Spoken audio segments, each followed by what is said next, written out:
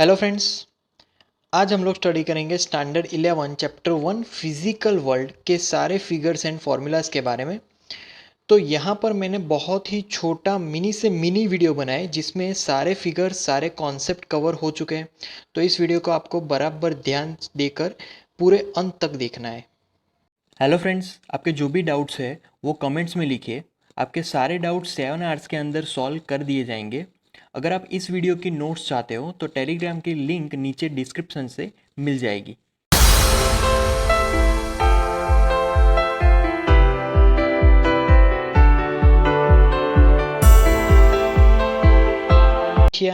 Scientia का मतलब होता है टू नो, कुछ जानना। बेसिकली फिजिक्स में दो प्रिंसिपल हैं। पहला है यूनिफिकेशन एंड दूसरा है रिडक्शन। यूनिफिकेशन मतलब कि जहाँ पर लॉज एंड कॉन्सेप्ट इकट्ठा होते, हम लोग इकट्ठा करते हैं लॉज और कॉन्सेप्ट को, जो कॉन्सेप्ट है उसको समझने के लिए। और रिडक्शन मतलब कि जब हम लोग लॉज को सेपरेट करते हैं, जो भी कॉन्सेप्ट है उसको समझने के लिए, उसको ईजी बनाने के लिए। In physics there are basically two domains, एक है मैक्रोस्कोपिक डोमेन और दूसरा है माइक्रोस्कोपिक डोमेन। मैक्रोस्कोपिक डोमेन में बेसिकली हम लोग टेरेस्ट्रियल एस्ट्रोनॉमिकल के बारे में स्टडी करेंगे, राइट। जो भी बड़ी बड़ी यहाँ पर ऑब्जेक्ट्स है उनके बारे में स्टडी करेंगे। माइक्रोस्कोपिक डोमेन में हम लोग एटॉमिक लेवल, मॉलिक्यूलर या फिर न्यूक्लियर लेवल में जाएंगे, जो कि बहुत ही छोटे लेवल्स है। तो यहाँ पर माइक्रोस्कोपिक और मैक्रोस्कोपिक के बीच लेंथ स्केल का डिफरेंस है 10⁻14, जो कि माइक्रोस्कोपिक है, और मैक्रोस्कोपिक लेवल में वो सबसे ज़्यादा से ज़्यादा 10⁻26 मीटर है। तो इतना वास्ट डिफरेंस है लेंथ के बारे में माइक्रोस्कोपिक और मैक्रोस्कोपिक के बीच।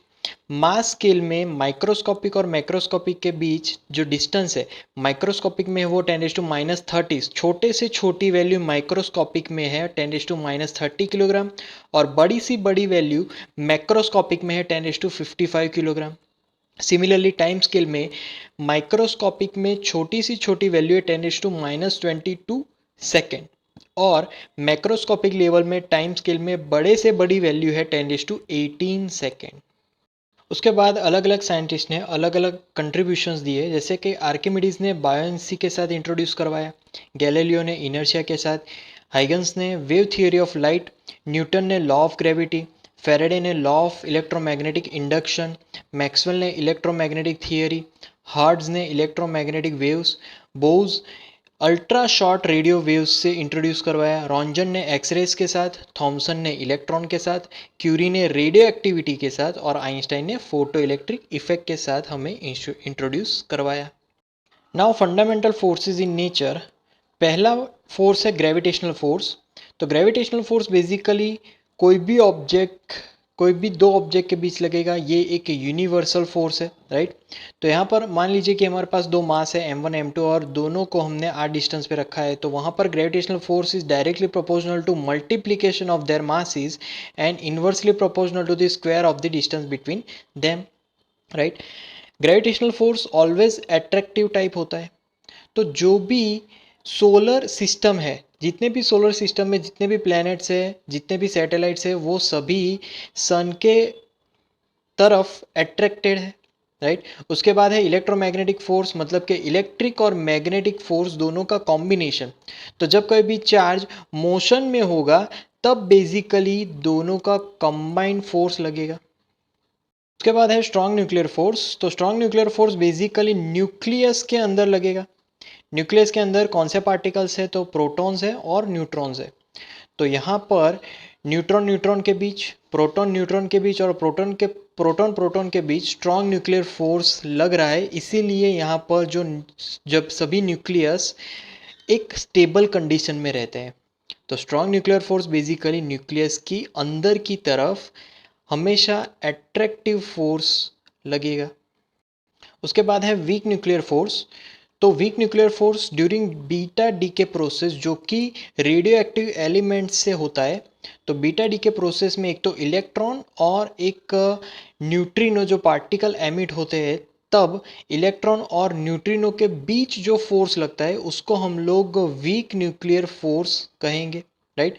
दूसरी बात कि weak nuclear force is not as weak as gravitational force, but much weaker than strong nuclear and electromagnetic force, right. अब अगर ग्रेविटेशनल फोर्स की बात करें तो उसकी रिलेटिव स्ट्रेंथ होगी 10⁻⁻39, उसकी रेंज होगी इनफाइनाइट डिस्टेंस तक और operates among all objects in the universe. सारे ऑब्जेक्ट यूनिवर्स में जितने भी ऑब्जेक्ट्स हैं वहाँ पर ग्रेविटेशनल फोर्स ऑपरेट होगा। उसके बाद वीक न्यूक्लियर फोर्स, उसकी रिलेटिव स्ट्रेंथ है 10⁻13, बहुत ही शॉर्ट रेंज, राइट, सब न्यूक्लियर साइज का होता है ये। और किन दो पार्टिकल्स के बीच लगेगा, तो सम एलिमेंट्री पार्टिकल जैसे कि इलेक्ट्रॉन एंड न्यूट्रिनो के बीच लगता है। उसके बाद है इलेक्ट्रोमैग्नेटिक फोर्स, उसकी रिलेटिव स्ट्रेंथ है 10⁻², उसका जो रेंज है वो है इनफाइनाइट डिस्टेंस तक और बेसिकली चार्ज पार्टिकल्स में ये फोर्स लग रहा है। उसके बाद है स्ट्रॉन्ग न्यूक्लियर फोर्स, उसकी जो रिलेटिव स्ट्रेंथ है वो है 1, रेंज है शॉर्ट न्यूक्लियर साइज की और बेसिकली ये न्यूक्लियॉन्स के बीच, मतलब कि proton proton, proton neutron and neutron neutrons के बीच फोर्स लगता है। Heavier elementary particle, heavier elementary particle, ये हैवियर एलिमेंट्री पार्टिकल्स मतलब कि यहाँ पर प्रोटॉन और न्यूट्रॉन हैवियर एलिमेंट्री पार्टिकल्स कहलाएंगे।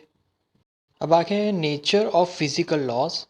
तो Isaac Newton unified celestial and terrestrial mechanics showed that the some same laws of motion and the law of gravitation applied to both the domains in 1687, right? उसके बाद Hans Christian Oersted and Michael Faraday in 8020 8030 show that electric and magnetic phenomenon are inseparable aspects of a unified domain electromagnetism, right? उसके बाद James clerk Maxwell in 1873 unified electricity, magnetism and optics show that light is an electromagnetic wave, right? Then Sheldon Glashow, Abdus Salam and Steven Weinberg in 1979 show that the weak nuclear force and the electromagnetic force could be viewed as different aspects of a single electroweak force.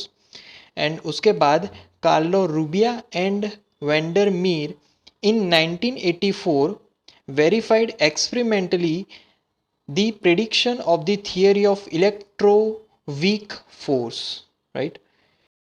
तो ये था हमारा chapter 1 physical world के और figures and formulas, right? तो ये था standard 11 chapter 1 physical world का मिनी वीडियो।